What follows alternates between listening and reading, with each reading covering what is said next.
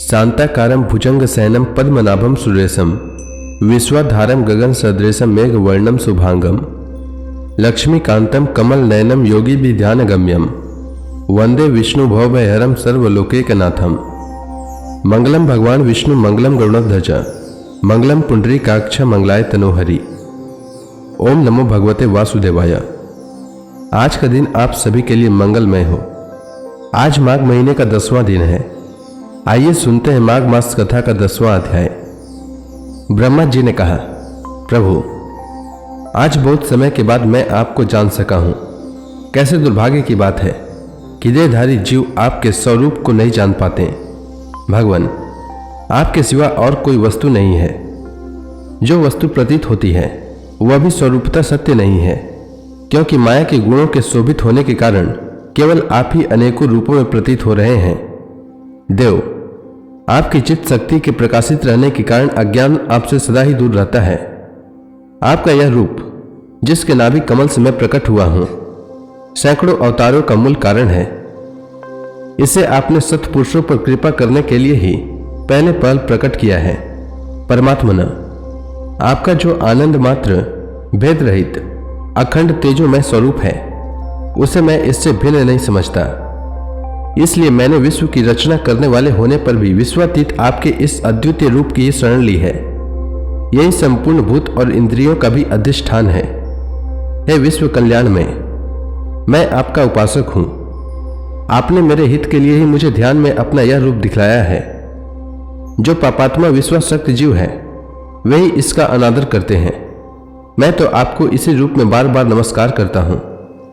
मेरे स्वामी, जो लोग वेद रूप वायु से लाई हुई आपके चरण रूप कमल कोश की गंध को अपने कर्णपटु से ग्रहण करते हैं, उन अपने भक्तजनों के हृदय कमल से आप कभी दूर नहीं होते, क्योंकि वे पराभक्ति रूप डोरी से आपके पाद पद्मों को बांध लेते हैं।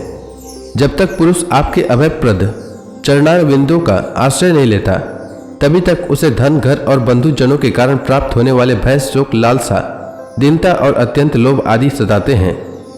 और तभी तक उसे मैं मेरेपन का दुराग्रह रहता है, जो दुख का एकमात्र कारण है। जो लोग सब प्रकार के अमंगलों को नष्ट करने वाले आपके श्रवण, कीर्तन आदि प्रसंगों से इंद्रियों को हटाकर लेस मात्र विषय सुख के लिए ही दिन और मन ही मन ललायित होकर निरंतर दुष्कर्मों में लगे रहते हैं, उन बेचारों की बुद्धि देव ने हर ली है। वात, पित्त, कफ, सर्दी, गर्मी, हवा और वर्षा से परस्पर एक दूसरे से तथा कामाग्नि और दस और क्रोध से बार बार कष्ट उठाते देखकर मेरा मन बड़ा खिन्न होता है। स्वामी, जब तक मनुष्य इंद्रिय और विषय रूपी माया के प्रभाव से आपसे अपने को भिन्न देखता है, तब तक उसके लिए इस संसार चक्र की निवृत्ति नहीं होती। यद्यपि यह मिथ्या है, तथापि कर्मफल भोग का क्षेत्र होने के कारण उसे नाना प्रकार के दुखों में डालता रहता है। हे देव, औरों की तो बात ही क्या, जो साक्षात मुनि हैं वे भी यदि आपके कथा प्रसंग से विमुख रहते हैं तो उन्हें संसार में फंसना पड़ता है। वे दिन में अनेक प्रकार के व्यापारों के कारण विक्षिप्त चित्त रहते हैं, रात्रि में निद्रा में अचेत पड़े रहते हैं। उस समय भी तरह तरह के मनोरथों के कारण क्षण क्षण में उनकी नींद टूटती रहती है तथा देववश उनकी अर्थ सिद्धि के सब उद्योग भी विफल होते रहते हैं। हे नाथ, आपका मार्ग केवल गुण श्रवण से ही जाना जाता है। आप निश्चय मनुष्यों के भक्ति योग के द्वारा परिशुद्ध हुए हृदय कमल में निवास करते हैं। पुण्य श्लोक प्रभु, आपके भक्तजन जिस जिस भावना से आपका चिंतन करते हैं, उन साधु पुरुषों पर अनुग्रह करने के लिए आप वही वही रूप धारण कर लेते हैं। भगवान, आप एक हैं तथा संपूर्ण प्राणियों के अंतःकरणों में स्थित उनके परम हितकारी अंतरात्मा हैं। इसलिए यदि देवता लोग भी हृदय में तरह तरह की कामनाएं रखकर भांति भांति की विपुल सामग्रियों से आपका पूजन करते हैं, तो उससे आप उतने प्रसन्न नहीं होते जितने सब प्राणियों पर दया करने से होते हैं। किंतु वह सर्वभूत दया असत पुरुषों को अत्यंत दुर्लभ है। जो कर्म आपको अर्पण कर दिया जाता है उसका कभी नाश नहीं होता, वह अक्षय हो जाता है। अतः नाना प्रकार के कर्म, यज्ञ, दान, कठिन तपस्या और व्रत आदि के द्वारा आपकी प्रसन्नता प्राप्त करना ही मनुष्यों का सबसे बड़ा कर्म फल है। क्योंकि आपकी प्रसन्नता होने पर ऐसा कौन फल है जो सुलभ नहीं हो जाता। आप सर्वदा अपने स्वरूप के प्रकाश से प्राणियों के भेद भ्रम रूप अंधकार का नाश करते रहते हैं तथा ज्ञान के अधिष्ठान साक्षात परम पुरुष हैं। मैं आपको नमस्कार करता हूँ। संसार की उत्पत्ति, स्थिति और संहार के निमित्त से जो माया की लीला होती है वह आपका ही खेल है। अतः आप परमेश्वर को मैं बार बार नमस्कार करता हूं। जो लोग प्राण त्याग करते समय आपके अवतार, गुण और कर्मों को सूचित करने वाले देवकी नंदन, जनार्दन, कंस निकंदन आदि नामों का विवश होकर भी उच्चारण करते हैं, वे अनेकों जन्मों के पापों से तत्काल छूटकर माया आदि आवरणों से रहित ब्रह्म पद प्राप्त करते हैं। आप नित्य अजन्मा हैं, मैं आपकी शरण लेता हूं। भगवान, इस विश्व वृक्ष के रूप में आप ही विराजमान हैं। आप ही अपनी मूल प्रकृति को स्वीकार करके जगत की उत्पत्ति, स्थिति और प्रलय के लिए मेरे अपने और महादेव जी के रूप में 3 प्रधान शाखाओं में विभक्त हुए हैं और फिर प्रजापति एवं मनु आदि शाखा प्रशाखाओं के रूप में फैलकर बहुत विस्तृत हो गए हैं। मैं आपको नमस्कार करता हूं।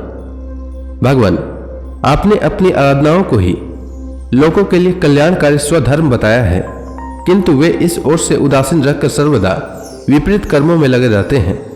ऐसी प्रमाद की अवस्था में पड़े हुए इन जीवों की जीवन आशा को जो सदा सावधान रहकर बड़ी शीघ्रता से काटता रहता है, वह बलवान काल भी आपका ही रूप है। मैं उसे नमस्कार करता हूँ। यद्यपि मैं सत्य लोक का अधिष्ठाता हूँ, जो 2 परार्ध पर्यंत रहने वाला और समस्त लोकों का वंदनीय है, तो भी आपके उस काल रूप से डरता रहता हूँ। उससे बचने और आपको प्राप्त करने के लिए ही मैंने बहुत समय तक तपस्या की है। आप ही अधियज्ञ रूप से मेरी इस तपस्या के साक्षी हैं। मैं आपको नमस्कार करता हूं। आप पूर्ण काम हैं, आपको किसी विषय सुख की इच्छा नहीं है, तो भी आपने अपनी बनाई हुई धर्म मर्यादा की रक्षा के लिए पशु, पक्षी, मनुष्य और देवता आदि जीव योनियों में अपनी ही इच्छा से शरीर धारण कर अनेकों लीलाएं की है। ऐसे आप पुरुषोत्तम भगवान को मेरा नमस्कार है। हे प्रभु, आप अविद्या, अस्मिता, राग, द्वेष और अभिनिवेश 5 में से किसी के भी अधीन नहीं हैं। तथापि इस समय जो सारे संसार को अपने उदर में लीन कर भयंकर तरन मालाओं से विशुद्ध प्रलयकालीन जल में अनंत विग्रह की कोमल शैया पर शयन कर रहे हैं, वह पूर्व कल्प की कर्म परंपरा से श्रमित हुए जीवों को विश्राम कर देने के लिए ही है। आपके नाभि कमल रूप भवन से मेरा जन्म हुआ है।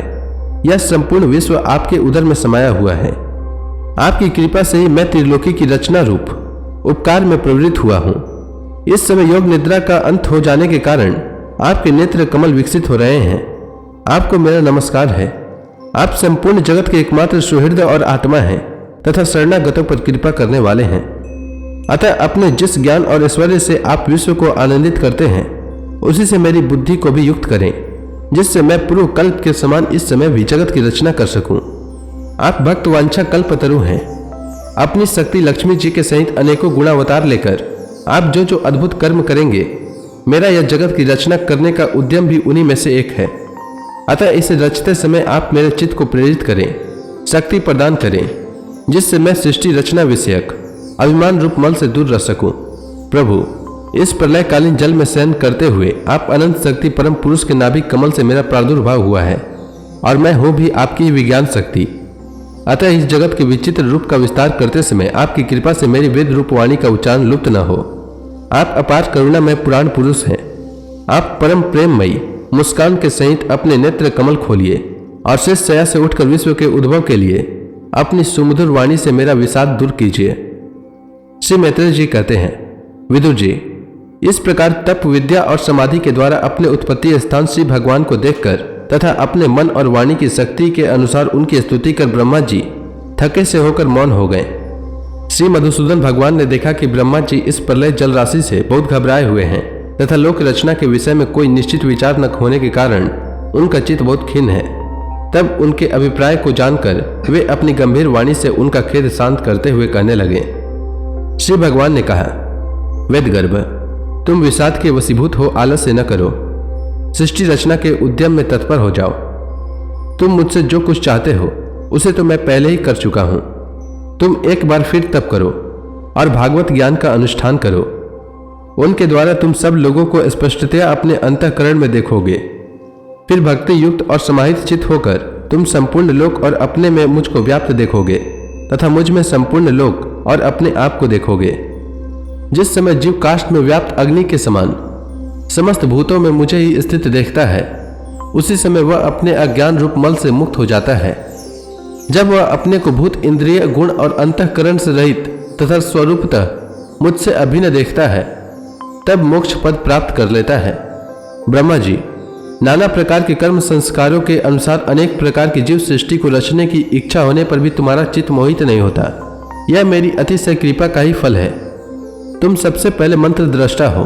प्रजा उत्पन्न करते समय भी तुम्हारा मन मुझ में ही लगा रहता है।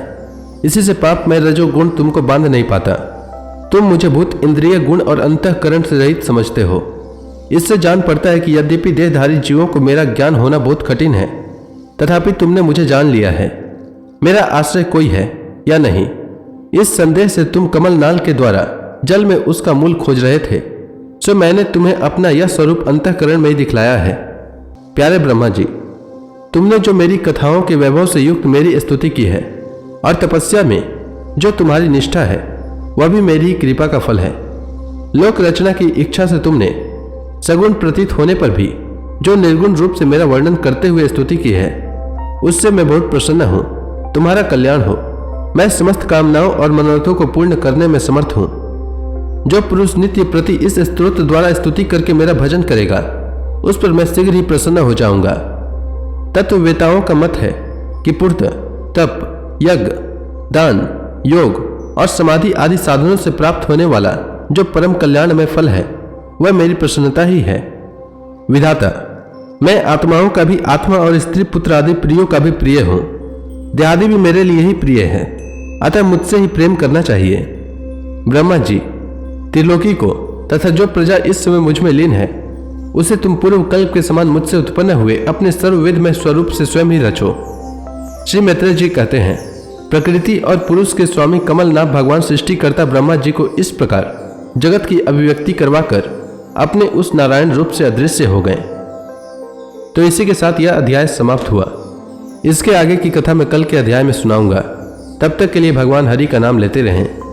तो प्रेम से बोलिए भगवान विष्णु की जय, श्री कृष्ण भगवान की जय, लक्ष्मी माता की जय, तुलसी माता की जय, समस्त देवी देवताओं की जय।